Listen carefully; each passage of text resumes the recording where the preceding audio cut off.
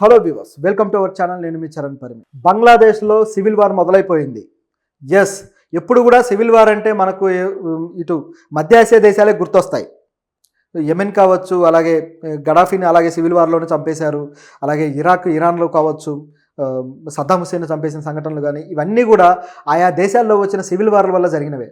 So ఆ సామాన్య ప్రజలే వాళ్ళకు కావాల్సిన హక్కులను కాపాడుకోవడం కోసం ప్రభుత్వాన్ని, సైన్యాన్ని ఎదిరించి పోరాడిన పరిస్థితుల్లో మనం సివిల్ వార్ అంటాం.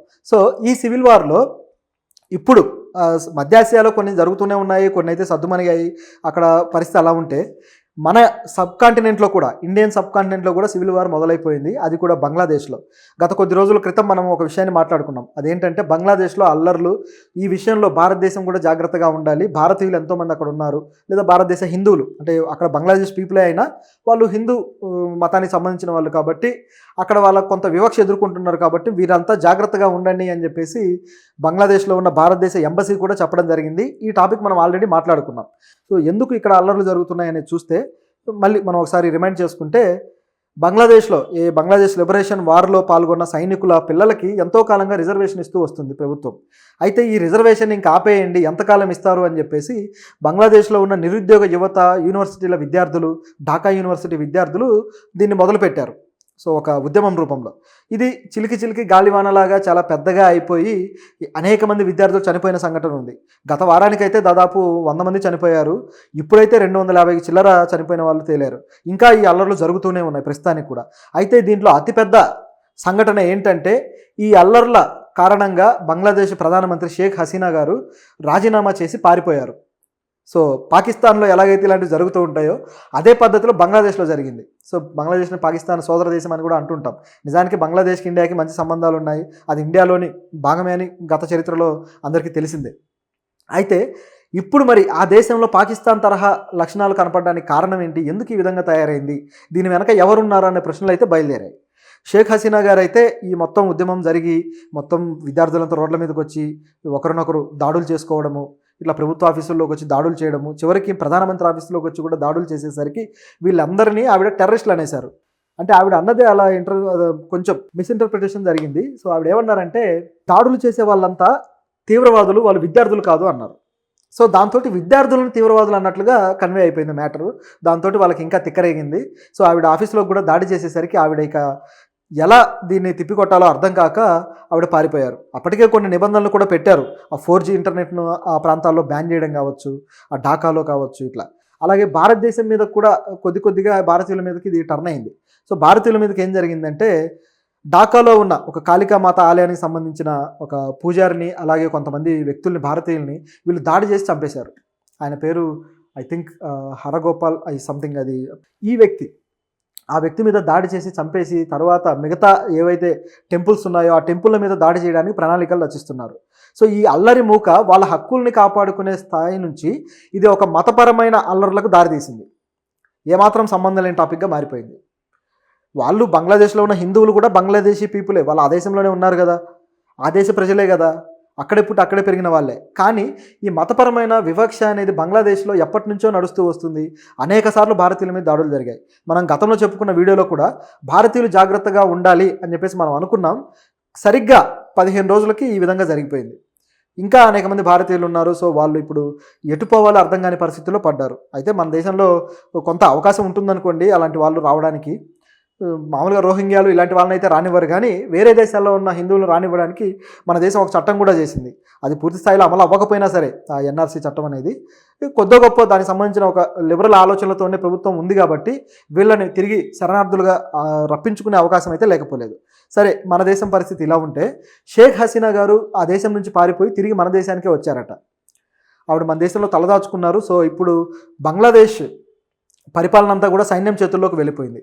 ఎలాగైతే పాకిస్తాన్లో గతంలో ఇట్లాగే ప్రధానమంత్రిని అరెస్ట్ చేసి తర్వాత ముషారఫ్ సైన్యం చేతుల్లోకి తీసుకున్నాడు, ఆ తర్వాత మళ్ళీ గతంలో కూడా మొన్న జరిగిన దాంట్లో కూడా ఇమ్రాన్ ఖాన్ని అరెస్ట్ చేసి జైల్లో పెట్టి తర్వాత సైన్యం ప్రాతినిధ్యంతోనే ప్రభుత్వం నడిపిస్తూ ఉన్నారో, ఒక డమ్మీని పెట్టి.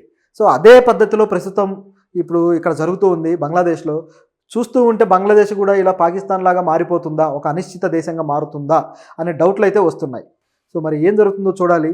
సో ఎందుకు ఇక్కడ అల్లర్లు జరుగుతున్నాయని చూస్తే మళ్ళీ మనం ఒకసారి రిమైండ్ చేసుకుంటే, బంగ్లాదేశ్లో బంగ్లాదేశ్ లిబరేషన్ వార్లో పాల్గొన్న సైనికుల పిల్లలకి ఎంతో కాలంగా రిజర్వేషన్ ఇస్తూ వస్తుంది ప్రభుత్వం. అయితే ఈ రిజర్వేషన్ ఇంకా ఆపేయండి, ఎంతకాలం ఇస్తారు అని చెప్పేసి బంగ్లాదేశ్లో ఉన్న నిరుద్యోగ యువత, యూనివర్సిటీల విద్యార్థులు, ఢాకా యూనివర్సిటీ విద్యార్థులు దీన్ని మొదలుపెట్టారు. సో ఒక ఉద్యమం రూపంలో ఇది చిలికి చిలికి గాలివానలాగా చాలా పెద్దగా అయిపోయి అనేక మంది విద్యార్థులు చనిపోయిన సంఘటన ఉంది. గత వారానికైతే దాదాపు 100 మంది చనిపోయారు. ఇప్పుడైతే 250 చిల్లర చనిపోయిన వాళ్ళు తేలారు. ఇంకా ఈ అల్లర్లు జరుగుతూనే ఉన్నాయి ప్రస్తుతానికి కూడా. అయితే దీంట్లో అతిపెద్ద సంఘటన ఏంటంటే ఈ అల్లర్ల కారణంగా బంగ్లాదేశ్ ప్రధానమంత్రి షేక్ హసీనా గారు రాజీనామా చేసి పారిపోయారు.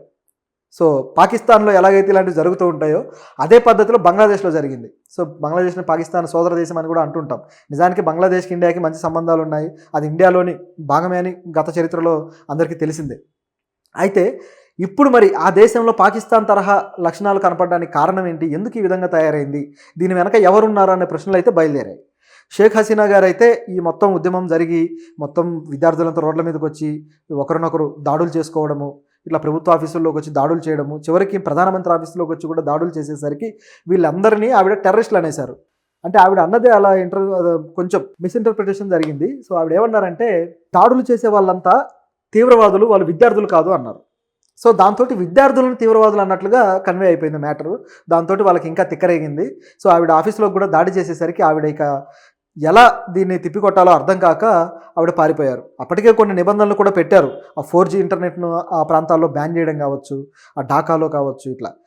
నిజానికి బంగ్లాదేశ్ ప్రధాని చేసిన తప్పేంటంటే ఆవిడ వాళ్ళు రిజర్వేషన్లు అడిగిన తర్వాత ఎప్పుడైతే ఒక 10 మరణాల దాకా చోటు చేసుకున్నాయో అప్పుడే ఆవిడ డిసైడ్ అయ్యి వెంటనే వాళ్ళ రిజర్వేషన్ను తగ్గించేసి ఉంటే బాగుండేది. కానీ ఆ విధంగా చేయలేదు. లేదా కనీసం ఏ ఉద్యోగాల కోసమైతే వాళ్ళు అడుగుతూ ఉన్నారో ఇమీడియట్గా నోటిఫికేషన్లు రిలీజ్ చేసినా బాగుండేది.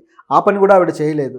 వాళ్ళని తీవ్రవాదులని ముద్రలు వేయడం కావచ్చు, ఎలాగైనా సరే కంట్రోల్ చేయాలని ఇంటర్నెట్ బ్యాన్ చేయడం. ఇంటర్నెట్ బ్యాన్ వల్ల కొంత కమ్యూనికేషన్ దెబ్బతింటుంది కాబట్టి ఈ గ్రూపులు, అల్లరి మూకలు ఇవన్నీ కూడా కలుసుకునే అవకాశం తగ్గుతుంది.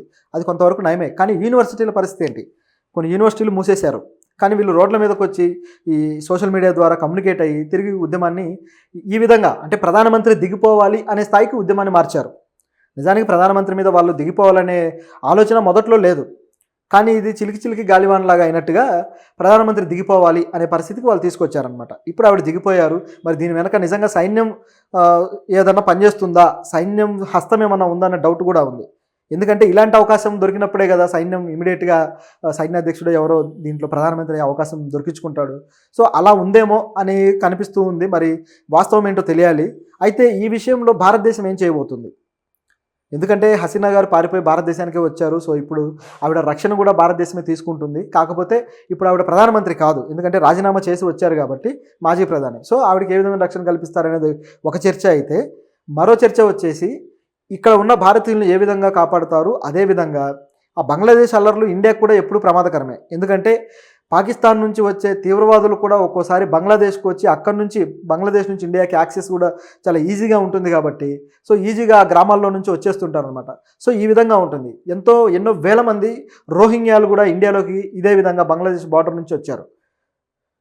కాబట్టి మన ఇండియాలో ఎప్పటికీ కూడా బంగ్లాదేశ్లో ఏది జరిగినా ఇండియాకు ప్రమాదకరంగా మారే పరిస్థితి ఉంటుంది. కాబట్టి ఇండియాలో కూడా ఇందులో ఏం చేస్తుందో మరి గమనించాలి.